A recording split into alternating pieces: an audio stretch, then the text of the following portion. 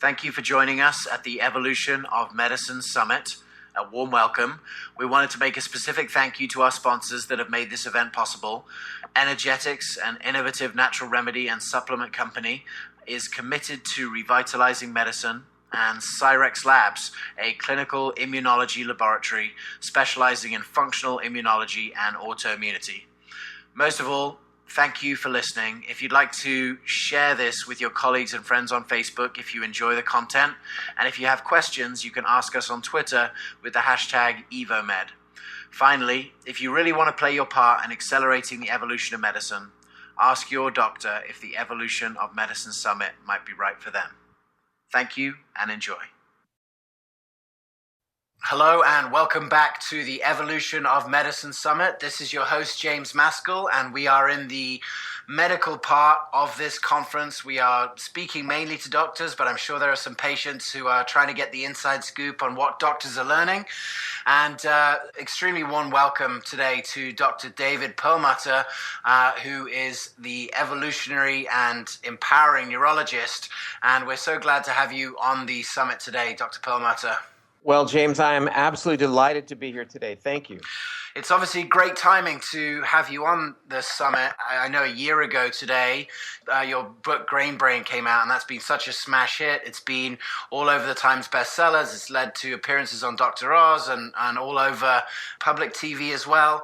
And I know it's a big time for you with your second book coming out now, and then also on Monday, tomorrow, your new journal. So do you want to just share a little bit about with some of the people here about some of the work you're doing? So just last week, we put to publication our newest book, which is the Grain Brain recipe book with over 150 recipes. Really, here I am, a doctor, writing a book about how to eat. I mean, who knew? Who knew that Hippocrates was really onto something 2,000 years ago? Let food be your medicine, let medicine be your food. And the real cornerstone, again, is that people need to cut their carbs, increase their consumption of dietary fat. And in the case of Grain Brain, we're really very strong advocates of looking at the powerful role of gluten in terms of increasing inflammation. So these recipes are all gluten-free. You mentioned Dr. Oz, and I actually did his program several months ago. And the focus of that really was how powerfully detrimental gluten can be to the brain. I actually presented a couple of my own patients who've developed movement disorders, who would think that's related to gluten sensitivity, and it was.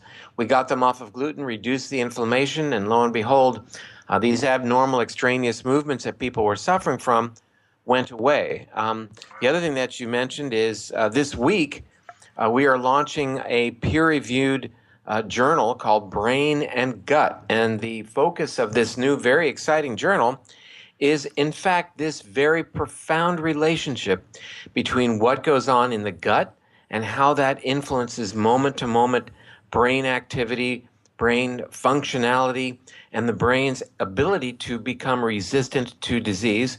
And by the same token, in a bidirectional way, how does what goes on in the brain influence digestion? What are the effects, for example, of stress and stress hormones in terms of the digestive process? So it's really a back and forth, beautiful communication. We are launching this journal, as I mentioned, this week globally. Over 100 countries are going to have access to this journal. So it's really a very exciting and empowering time that the world seems to be opening up to the notion that the gut plays such a huge role in brain health, brain functionality, and even, as I mentioned, the brain's ability to resist disease. I mean, in Western cultures, we're kind of primed to just sort of live our lives come what may, and then suddenly when we're in trouble with one disease or another, we are prescribed some magic pill. And how interesting it is that, in fact, there is no treatment, for example, for Alzheimer's, and yet nutrition is so fundamentally important in keeping that from happening in the first place. Yeah, that's amazing. Well, this is of particular importance to me because my grandmother died of Alzheimer's. Both my father and his twin brother have both been looking at looking at Parkinson's. And I just when I've seen you lecture to doctors at Heal I Practice and also at the Integrated Health Symposium a number of times, you've really very clearly laid out the sort of cascade of things that happens, which ends up with these diseases where we have to treat them, and the only thing that we can treat them with are things that help with the symptoms. But it seems like you've really helped to identify some of these causes further down. And part of this evolution of medicine, what we've heard consistently through the process is that we need to look at cause rather than the symptom. And so you're speaking to a lot of doctors here. They're probably not all neurologists, but there's a lot of primary care, there's a lot of internal medicine doctors, there's probably people who are interested in health policy as well. Given the importance of the brain, can you just sort of lay out as simply for everyone as possible this cascade of things that happens and why we need to turn our attention to the beginning of the cascade rather than where it's been at the end? Well, no question about it. I will say that, one of the themes of my lectures has always been to pay attention to the fire and not just treat the smoke. And unfortunately, in Western cultures, we're kind of trained to deal with the smoke, deal with the after effects, deal with the downstream issues that arise from factors, for example, like inflammation and free radical mediated stress, the effects of free radicals in terms of damaging our tissues. So, up close and personal, the most fundamental player in all of the neurodegenerative conditions is, in fact, inflammation. And for your listeners, I'm talking about the same inflammation that might cause your arthritic knee to be painful, or the inflammation that might surround a mosquito bite, the redness, the swelling, the loss of function. This is exactly what happens in the brain of a Parkinsonian patient, a patient with Alzheimer's, a patient with MS, and even a kid with autism. So we've got to pay attention then to not what are the ultimate manifestations of this inflammation, but look very closely at what are the causes of this inflammation in the first place. And one area that I've been really interested in, as you know, has been the role of diet in terms of inflammation. And what we have going on in America right now is just bombarding overall the physiology of humans with carbohydrates and sugars. And the reason that relates to this discussion of inflammation is through a very straightforward mechanism. The higher your blood sugar, the more that blood sugar will bind to proteins. When proteins are bound to blood sugar, it's a process we call glycation. Glycation dramatically turns on the production of inflammatory chemicals. So this is a direct relationship then between elevation of blood sugar and the increase in inflammation that so characterizes our most dreaded neurological problems like Alzheimer's. And guess what? Your blood sugar directly reflects your dietary choices. Those dietary choices that are higher in carbohydrates, higher in sugars, are those dietary regimens that will increase your blood sugar and, lo and behold, have a dramatic effect upon your brain. For example, in 2013, August 8th, New England Journal of Medicine was a very powerful article that looked at the relationship of blood sugar in a group of cognitively intact individuals to their future risk of developing dementia. What they did was took a large group of individuals and they measured their blood sugar. Then they followed them for several years, and what they found was really quite remarkable. Those individuals with the highest level of blood sugar initially had a profound increased risk for developing dementia, a disease for which there is no treatment.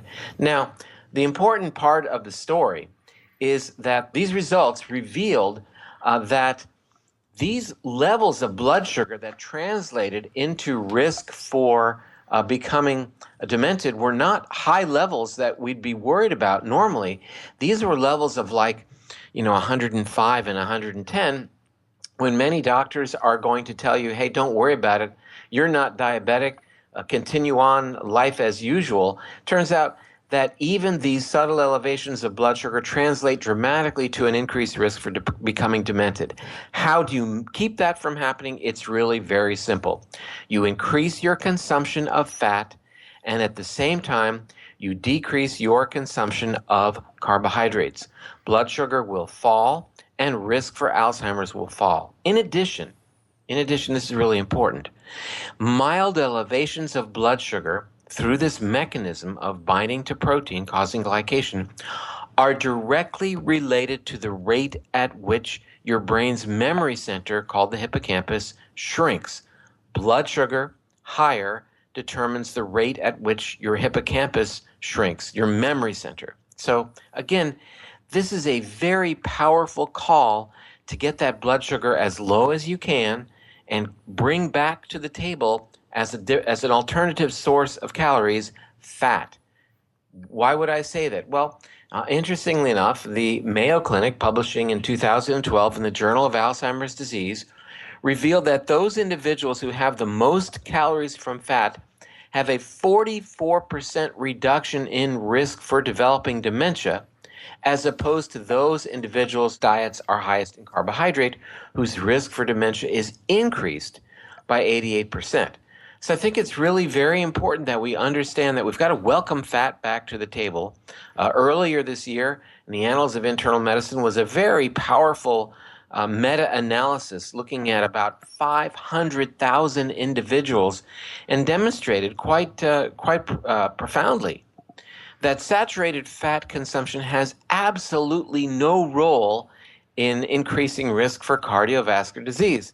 And, James, what can I say? We've been told for decades that if you eat saturated fat, the world's going to come to an end. You're going to have a heart attack and your kids will be born naked or some horrible thing's going to happen. That's just not what the science is telling us. The science is telling us that the big thing that's causing our degenerative conditions, whether it's heart disease, brain degeneration, diabetes, and even cancer, is the level of carbohydrate that has worked its way into our diets, and it's got to be stopped immediately. Wow, that's so important. So, for those doctors who are listening and thinking, this is not scientific or otherwise. I know in Grain Brain you had over 100 citations of clinical literature.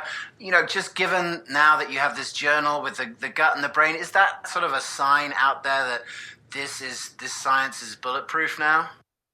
I don't think anything's bulletproof. And, frankly, 10 years from now, I may have a different story to tell. That's the beauty of science. It's always changing, and that's what allows us to make progress. But I think the argument about carbohydrates has two strong feet to stand on. The first is the science. I think the science is profound, and it's not even that new. I'll get back to that in just a moment.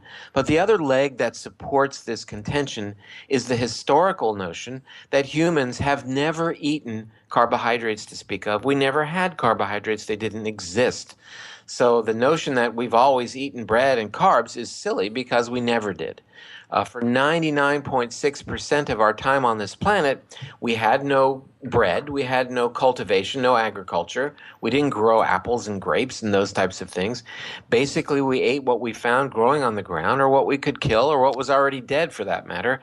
And that basically means very high fiber containing, for the most part, above the ground growing vegetables, as well as animals that had been grazing and not fed grains and genetically modified foods and were treated with antibiotics and growth factors. So that's how we've always eaten. But, let me just get back, if I could, to the comparison of a diet that's high in carbohydrate versus a diet that is high in fat. And again, as I mentioned, these comparisons are not new. In the New England Journal of Medicine, way back in 2008, July 17th, a powerful report was published which compared, it was predominantly designed to look at weight loss, comparing low carb or a low fat diet. If you go into any of these commercial weight loss venues, it's always, well, we're going to cut the calories and cut the fat. That's not how you lose weight. So this was a 2-year trial looking at 322 moderately obese subjects, and they were placed on either a high-fat diet or a high-carb diet. And what they found was the markers across the board favored going on a low-carb diet. For example, The people who lost the most weight are the people who ate the most fat and the least amount of carbohydrates. The people who had the best improvement of their good cholesterol ate the most fat and the least amount of carbohydrates. The people who had the best drop of their triglycerides were the people who ate the most fat and the least carbohydrates. The triglyceride drop in the people on the low-fat diet was 2.8 points. The triglyceride drop on the people eating a lot of fat was 23.7 points. That's huge. You know, when you look at other metrics, for example, we like to look at something called C-reactive protein. That's a commonly used marker of inflammation, and it has a strong correlation with risk for heart disease and even Alzheimer's. And the C-reactive protein in people on the low-fat diet, again published in the New England Journal of Medicine, didn't budge, whereas it went down 1.3 points, which is huge, in people eating the most fat and the least amount of carbohydrates. So again, you make a good point, and that is that this is not just Perlmutter's anecdote and idea. This is what has been published for years in, again, arguably one of the most well-respected peer-reviewed medical journals on the planet, and that is the New England Journal of Medicine. Yeah. So if you go to a neurology conference and there's a lot of neurologists around, is this being discussed, this science? No, it's not. That's why finally I said, well, it's not being discussed at these neurology conferences. What could you do so that this would be discussed at a neurology conference? And that is, you make your own conference, and that's exactly what I did. As a matter of fact, it begins this Friday in Hollywood, Florida, and it's Integrative Health Symposium Brain Conference, where I've had the wonderful opportunity to invite the top leaders in neuroscience from around the world to meet with us in a couple of days in Hollywood. This is a huge event. So many doctors have signed up for it, and other healthcare practitioners as well. And we're going to be getting into exactly this information. I have been honored to serve as chairman of this conference, and our hope is that we make this an annual event. I mean, the response has been just profound. And it's really very cool for me because, the people I got to invite are the people that I have been have had such admiration for all these years.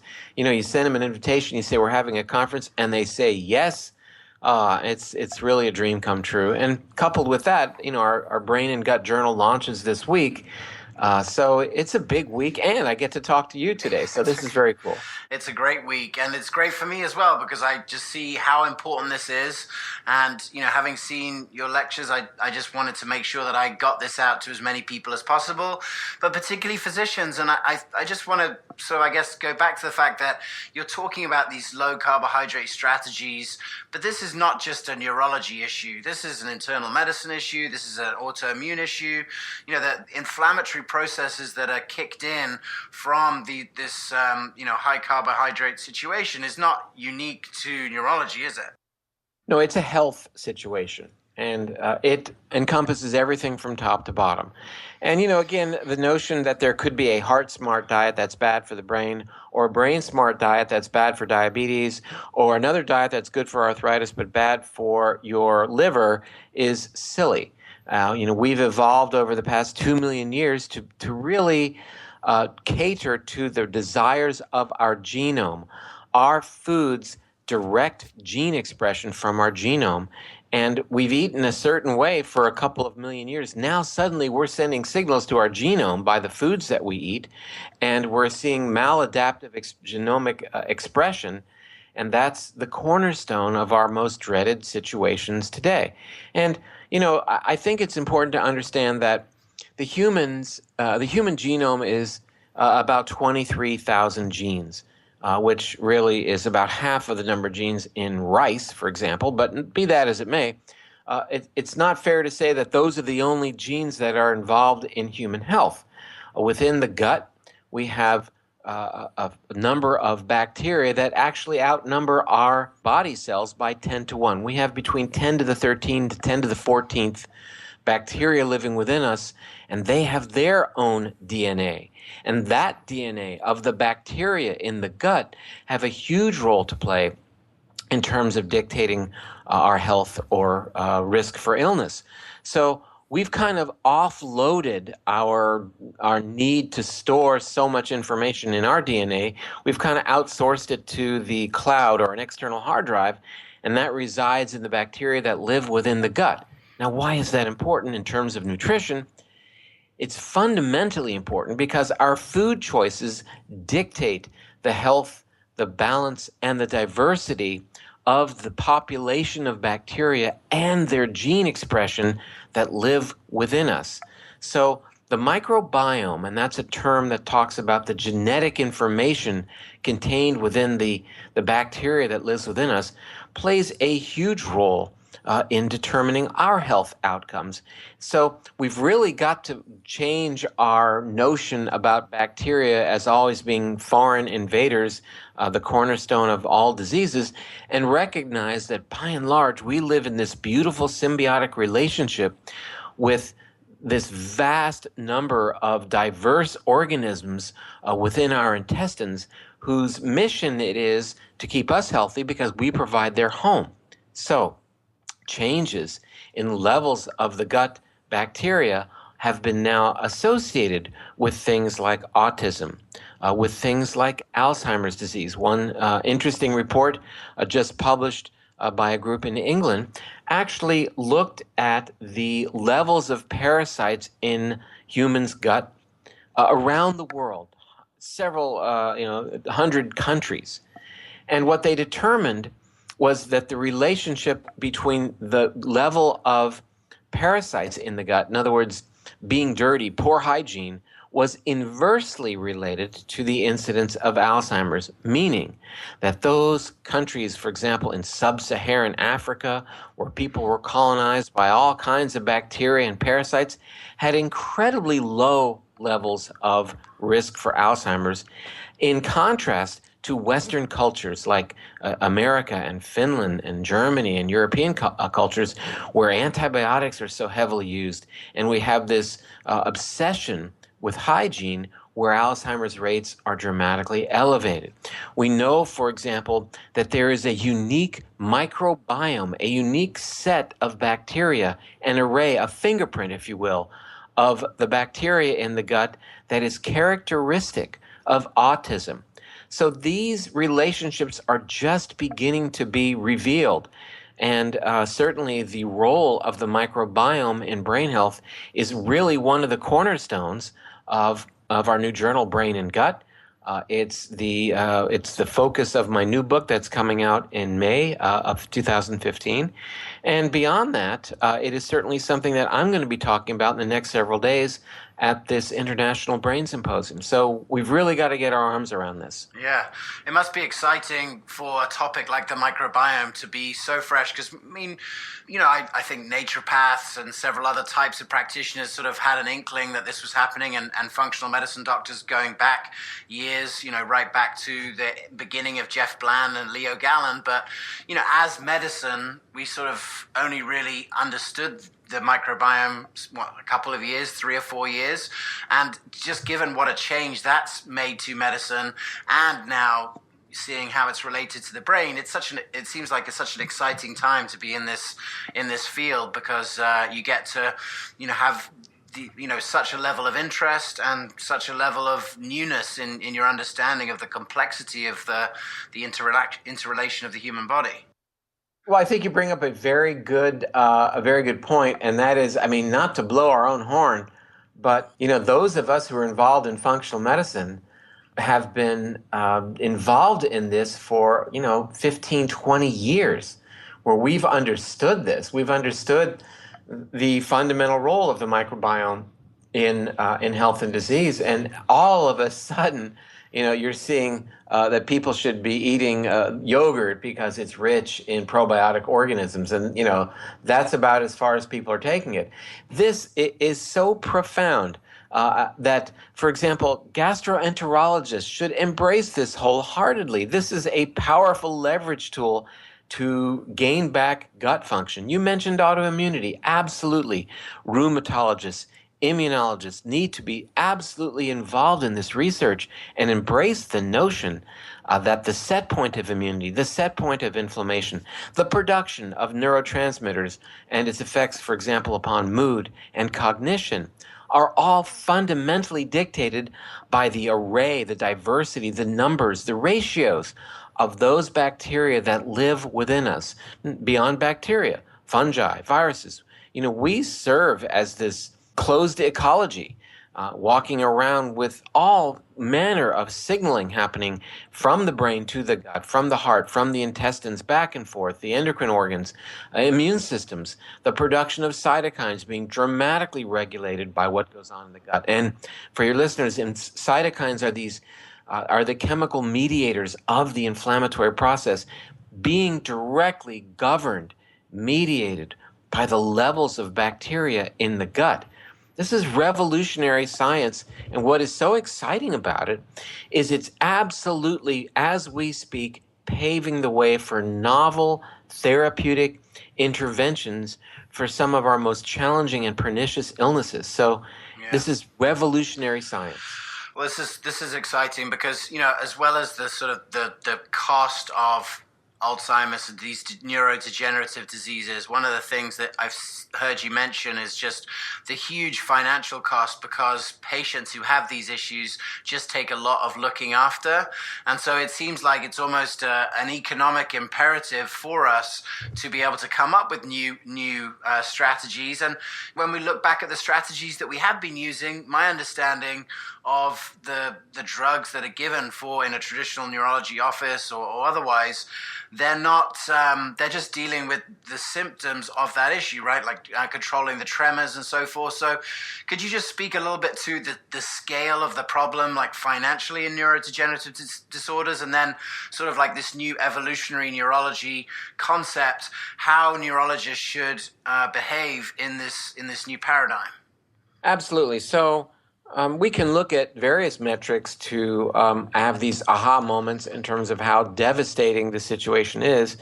But for example, Alzheimer's disease is something that affects 5.4 million Americans.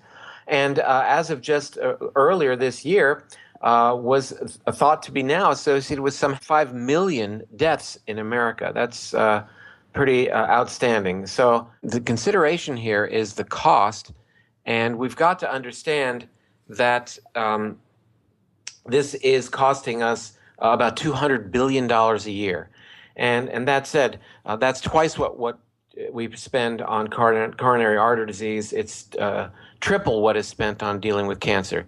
So again, the number, though, of deaths in America from Alzheimer's is now 500,000, not 5 million. I think I misspoke. So that said, the point is, no one seems to be paying attention to the notion that Alzheimer's is a preventable disease, and it is.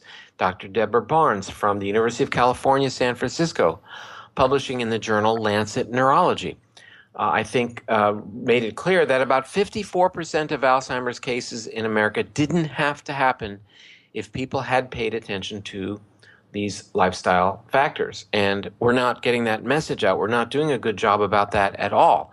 Your risk for developing Alzheimer's doubles if you become a type 2 diabetic.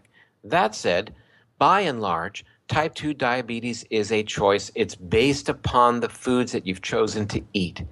Now, there are people who keep a low-carb, high-fat diet who may develop diabetes, but they are few and far between. By and large, you know as well as I do what that type 2 diabetic patient looks like and how they're being treated, again, with medications.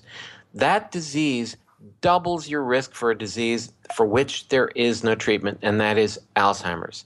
Your risk for developing Alzheimer's on a good day, if you live to be age 85, is 50-50.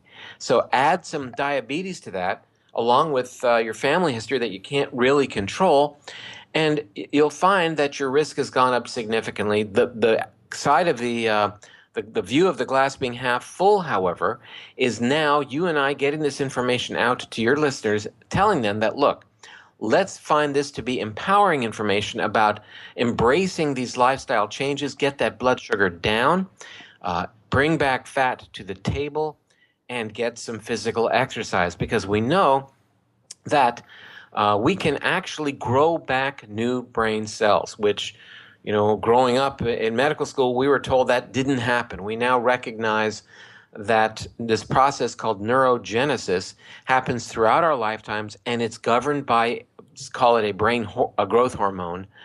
This brain growth hormone is called BDNF, brain-derived neurotrophic factor. I don't mean to be too technical, but the point is that we can enhance the growth of new brain cells by enhancing the body's production of BDNF. And how do we do that? We do that by getting aerobic exercise, by getting sunshine, and by making sure we have adequate amounts of a nutritional supplement, which is called DHA. And you don't have to get it as a supplement. You can get it by eating fish. Now, interestingly enough, that is a way that I believe will reduce a person's risk for becoming an Alzheimer's patient. Well, why do I say that? What could there possibly be that allows me to say that people, for example, with a low level of brain-derived neurotrophic factor have a higher risk for Alzheimer's disease? What a statement. Well, in the April 23rd, 2014 issue of the Journal of the American Medical Association, there appeared an article entitled Serum Brain-Derived Neurotrophic Factor and the Risk for Dementia. And this study actually reviewed what is called the Framingham data. As you'll know, the Framingham study was probably the largest epidemiologic study so far on the planet looking at risk factors for heart disease, cancer, and in this case, dementia. And what they did was they measured at baseline the level of brain-derived neurotrophic factor, or BDNF, in a group of participants and found a perfect correlation between low levels of BDNF and high risk for Alzheimer's. Those individuals who had the highest level of a brain-derived neurotrophic factor had at least a 40 to 50% reduction in the risk of becoming an Alzheimer's patient. How do you raise your BDNF level? Simple. Aerobic exercise, DHA, which is a form of omega-3, and as one recent study has shown us, sunlight. Just getting sunlight in and of itself, and I don't know if the relationship has to do with vitamin D or not, but sunlight can do it. Sunlight raises BDNF. Now, what a powerful report appeared in the Proceedings of the National Academy of Science way back in February of 2011. Researchers at University of Pittsburgh showed by measuring MRI scans of the brain's memory center increased growth of the size of the brain's memory center in individuals who did aerobic exercise over 1 to 2 years compared to those who simply did a stretching program whose hippocampus, whose brain's memory center, actually shrunk. They showed three things: a larger hippocampus, better memory function on cognitive testing, and higher levels of BDNF, the brain's growth factor, based upon simply doing aerobic exercise. This was a study with 120 randomized adults, and you can't buy this in a pill. You can't write a prescription for this. All you got to do is go out and buy a pair of sneakers, and that's 20 minutes of aerobics a day. Will grow back your memory center. What are people waiting for? Yeah. So, now if you're speaking to neurologists on the line here who are, I wouldn't imagine your average neurologist is used to prescribing sunlight and exercise for their patients. What tips would you have for engaging these lifestyle factors with patients who, are not used to having empowering solutions from a specialist like a neurologist? I think the first thing I think is really important is to engage the professionals. What I mean by that is what I've talked to you about today has been what is the most well-respected peer-reviewed literature telling us. And the problem is that according to Dr. Jerry Avorn at Harvard, publishing in of all places, Consumer Reports, more than 70% of the information that doctors take from medical journals comes from the advertisements. And the advertisements are treating the smoke and ignoring the fire. I'm trying to bring to professionals recognition what our most well-respected peer-reviewed journals are telling us, and that is quite simply that lifestyle choices play a fundamental role in determining the brain's destiny. It's time that we bring the notion of preventive medicine to the realm of the neurologist. And this is the information that I think, this is what I talk to my patients about. This is what went into, 200 of these citations went into writing Grain Brain. And when patients come in, they've generally read the book. That's why they come to see me. Or if they haven't, I give them a copy. And I wrote that book to make this stuff that we're talking about today very understandable, user-friendly, and most important, actionable. What can I do now that I know this information to change the destiny of my brain? Number one, I'm going to cut the carbs and sugar. Number two, I'm going to look quite seriously at going gluten-free. And number three, I'm going to start getting some aerobic exercise, because that's what leading scientists are telling us. This is from the Department of Psychology, University of Pittsburgh, and the Beckman Institute for Advanced Science and Technology. These are not articles that somebody wrote and they're going to stick in your grocery bag at the health food store. These are our most well-respected scientists that are telling us, look, there's a way out, and here's how to do it. Again, the problem is this cannot be monetized. Yeah. There's nothing to sell here. And, the word doctor doesn't mean healer, it means teacher. And that's what you and I are doing right now for your listeners. It's teaching them what they can do, how to become empowered, how to preserve the brain. And, how early does this happen? Well, is this important for children? You bet. Does it have a role to play in things like ADHD? Absolutely. But I, in my new book, take it even further back. When we recognize that the immune system and things like inflammation, that the gut bacteria play a pivotal role in determining how that all happens, we have to ask ourselves, well, where do we get our gut bacteria in the first place? And where we first get our appreciation of the gut bacteria is when we're born. And we pass through mother's birth canal, and our faces and mouths and nose are covered with the bacteria that live in the birth canal, and bacteria that have come from other areas down there, if I can be so bold. That's what inoculates the microbiome of the newborn. Those bacteria from the mother's birth canal are what inoculates that child. When you deprive a child of that experience, you do not inoculate that child. You do what's called a cesarean section, where the child doesn't pass through the birth canal. That deprives that child of the necessary bacteria that will serve him or her for the rest of his or her life. Now, I don't want listeners who have had their children by C-section to feel like I'm coming down on them. This is a plea for people who are planning to have children moving forward. We know right now that in America, about 35% of births are via cesarean section, and not because there's complications and they have to have that. Most of these are elective. They're, dare I say, cosmetic or convenient, or for whatever reason. And frankly, in America, we're not at the top of the list for having the highest incidence of C-sections. In Rome, for example, 80% of kids are born by C-section. Wow. When children are born by cesarean section, they are deprived of that microbiome inoculation. And their gut bacteria are derived from what was on the surgeon's hands, what is in the operating room, what's on the linens in that operating theater. So that said, you would think that therefore there might be some increased risk for autoimmune conditions or even brain conditions. So, Doc, what I hear you saying is that as we move towards this evolved state of medicine, it's not just neurologists who are going to have to start to understand the rest of the body. All specialties really are going to have to start. If neurologists have to understand cesarean sections, how do you see medicine evolving from here now, given these kind of concepts? It's a challenge. Buckminster Fuller has a great quote. He said, "You never change things by fighting the existing reality. To change something, build a new model that makes the existing model obsolete."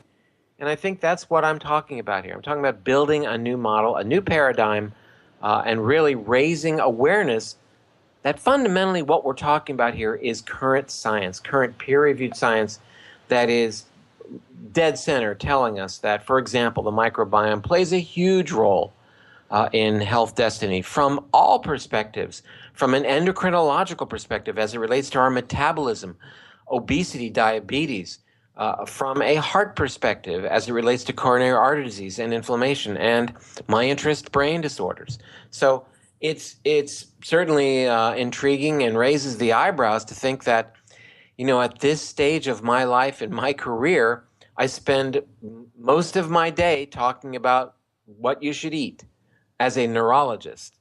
That is, who would think that a brain doctor would have anything to do with nutrition? And as Hippocrates said, let food be thy medicine, let medicine be thy food.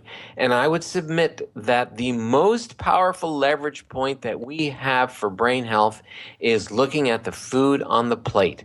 That's fundamental. Absolutely. Well, we've had some, part of this medical conference this weekend has been, people like yourself and other doctors talking about the evolution of psychiatry and endocrinology and neurology.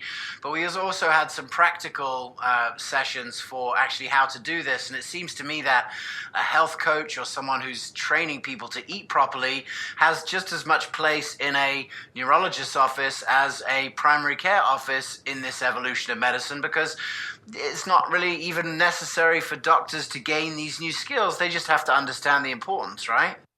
That's one way of doing it. That's why I have a dietitian. Her office is right. I can open up my door and see her there coaching patients. So you're exactly right.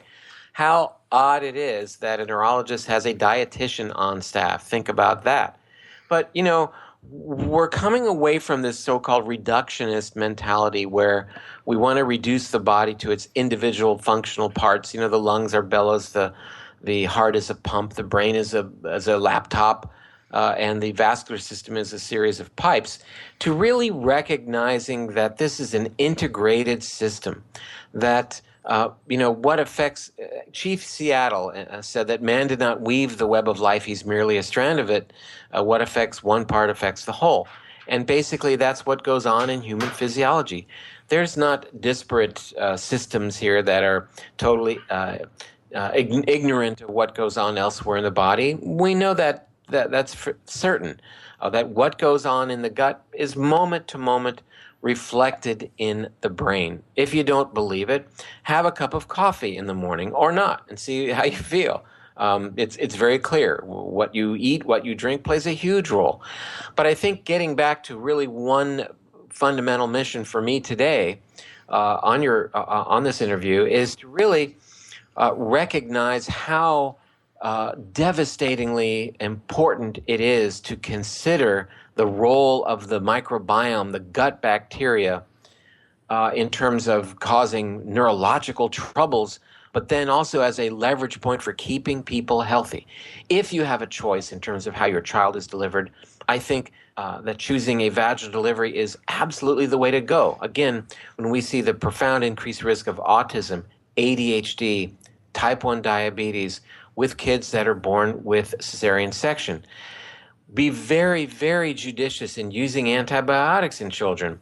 A kid gets a sore throat or a sore ear, and right away he or she's put on a powerful antibiotic that kills bacteria. Guess what? That also kills off good bacteria in the gut and changes the balance. Diet is fundamentally important to nurture what goes on in the gut.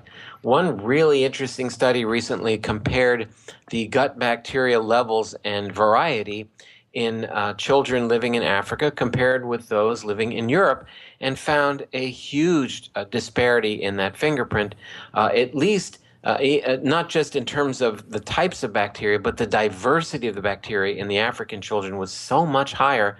And they don't get things like we do, like autism, for example. One recent report showed that Somali children living in Somalia, that autism has never been seen, basically, but that when they move to America, they get what's called Western disease, another name for autism. So it's not a genetic issue, it's an environmental issue. And that means we have control over it once we learn what is predisposing children to that condition.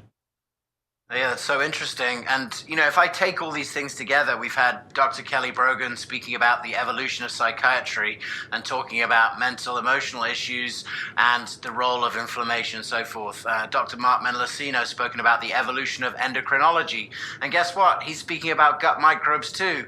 It seems like every patient could avoid a lot of these specialists if they just had some core practitioner teaching them about how to avoid the causes of inflammation, and how that ends up manifesting in different patients is maybe going to be a neurologic issue or a psychiatric issue or an endocrine issue. But it seems like that's really the core of what we're getting to here, is getting people in touch with practitioners that have the ability to understand the body as a holistic mechanism first. And then if you can take those issues out of the way first and it's still not resolved, then maybe you need to see a neurologist who understands this. But let's go with the percentage move first.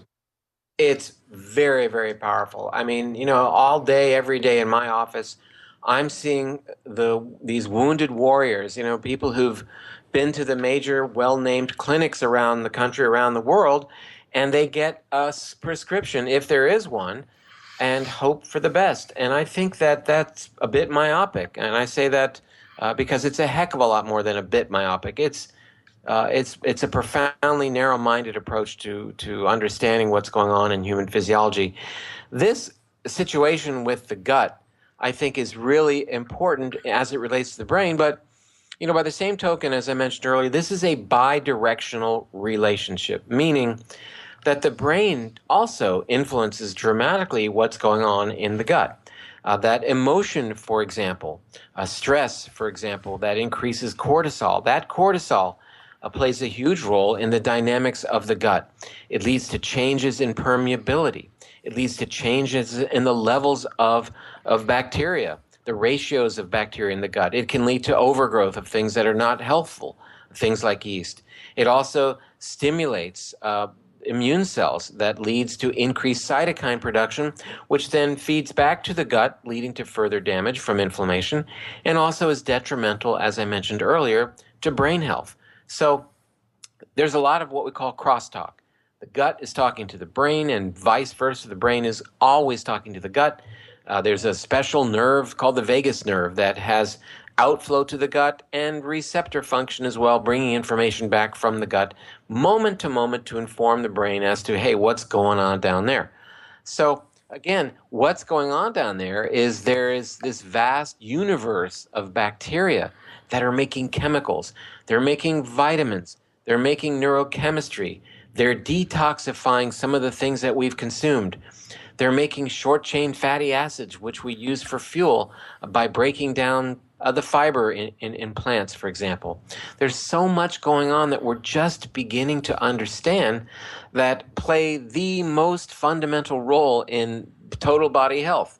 So this turns out to be, I think, the biggest revolution in medicine, and that is that we've come full circle to recognizing that we're not the center of the universe anymore, that we share this body with bacteria that outnumber ourselves 10 to 1, and that we need them much more than they need us. So it's time that we respect the microbiome.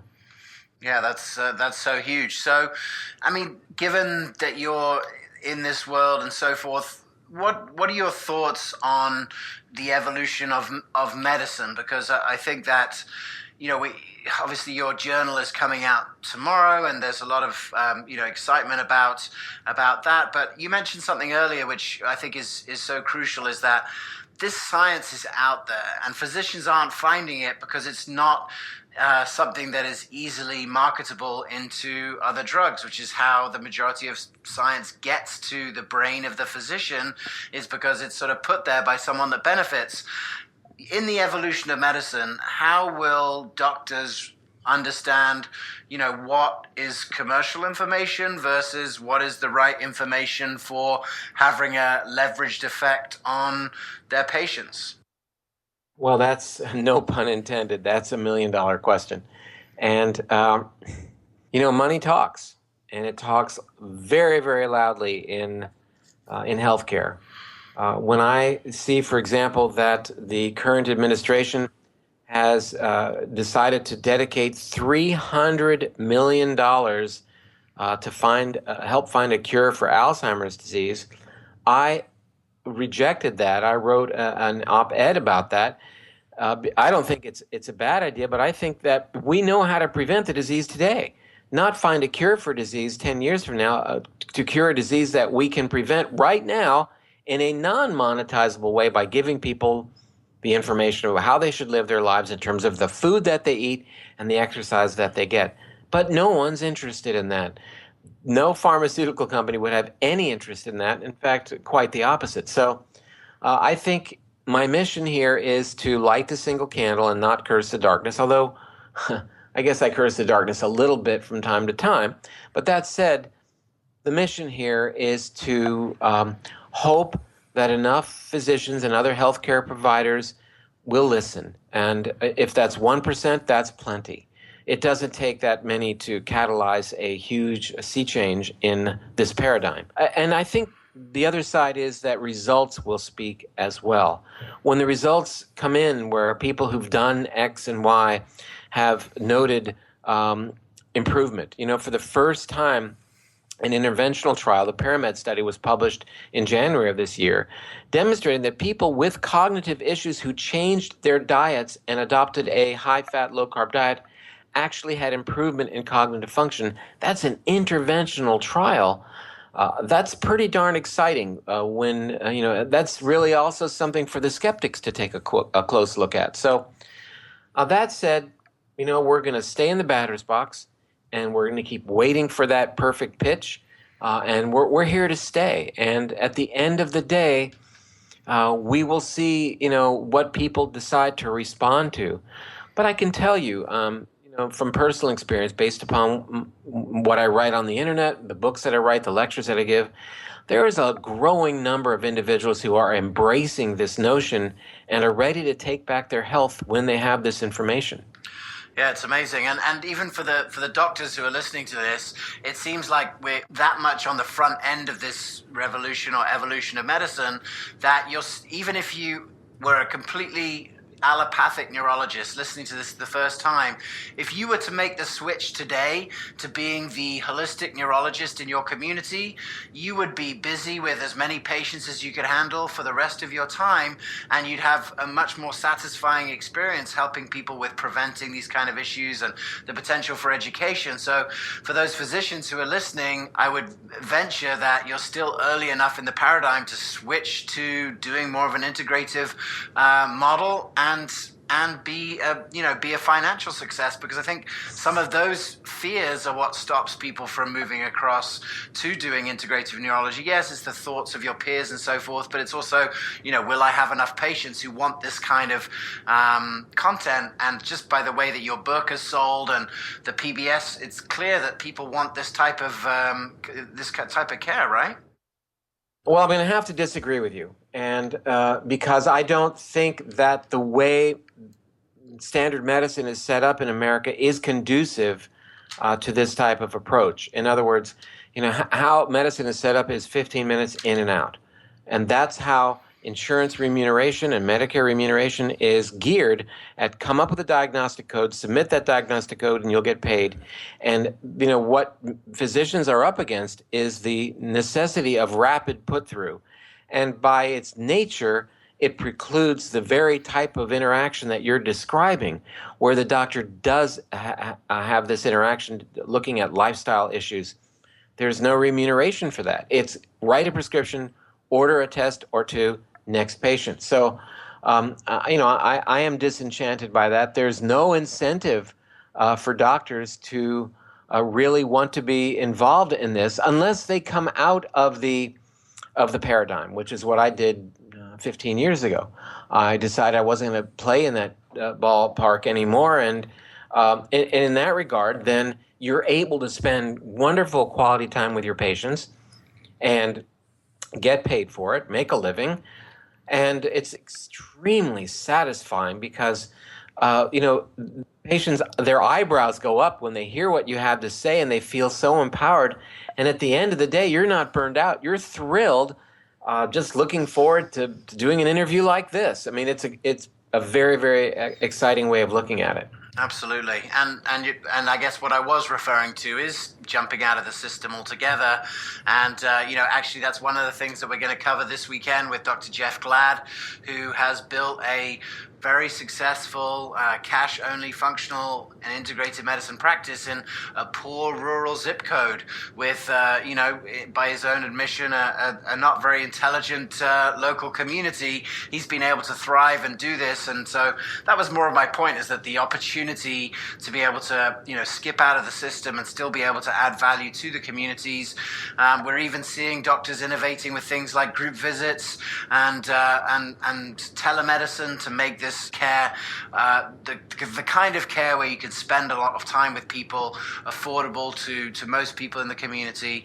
And I think it's hopefully examples like Dr. Glad that will encourage doctors to make the shift business-wise if the clinical, the clinical information that yourself and other doctors have shared isn't reason enough. There's other practical models that are popping up everywhere. So, Doc, it's been a great time. It's been great to share this hour with you, and I really appreciate your work and continuing dedication to neurology, neurodegenerative diseases. It is such a massive issue, and financially, clinically, or otherwise. Just as a final thought, this conference is called The Evolution of Medicine. It's an amazing week for you with your conference and your journal and your book. At this moment, when you have to think about the evolution of medicine and you're speaking to physicians right now, what are your thoughts on that evolution of medicine, and what would you like to share with all of them? I'd say that they ought to consider their excitement when they got accepted into medical school and they started medical school, and that altruistic sense of wanting to do the right thing and moving forward, and recognize that here is a second chance to have a profoundly fulfilling career, to do a heck of a lot more good, and to really be on the leading edge, be open to the leading edge, be beyond that leading edge, and recognize that these are going to be the most powerful tools in your toolbox, and to be your own person. I think that's what I would say. Well, I think that's an incredibly empowering message to physicians. And, it's been so great, actually, because I've asked this question to everyone throughout this summit, and everyone's come up with a very different answer. And it's all melding together to really provide a clear message to medicine that, medicine is not going to be without patients. We're going to have to engage patients into the process if we want to reverse and we want to get a handle on chronic disease. And I really appreciate all of your efforts ongoing to do that. Dr. Perlmutter, where are places where people can find all of these resources, your books, the journal, and the conference, just before we leave off for today? Sure. My book is Grain Brain, and that's available everywhere. The new book that's coming out this week is the Grain Brain Recipe Book. And I think the best place for people to go would be drperlmutter.com, drperlmutter.com. All of the references that I mentioned today, and then thousands more, are on that site, not just the abstracts, but as many PDFs as we're allowed to put on there. That's a great resource. And as far as conferences go, all the conferences are listed in the conference section of drperlmutter.com. That's a great resource. Dr. Perlmutter, thanks so much for your time this evening. This has been the Evolution of Medicine Summit. This is your host, James Maskell. This has been the doctor portion of the summit, and we will see you next time. Thanks, James.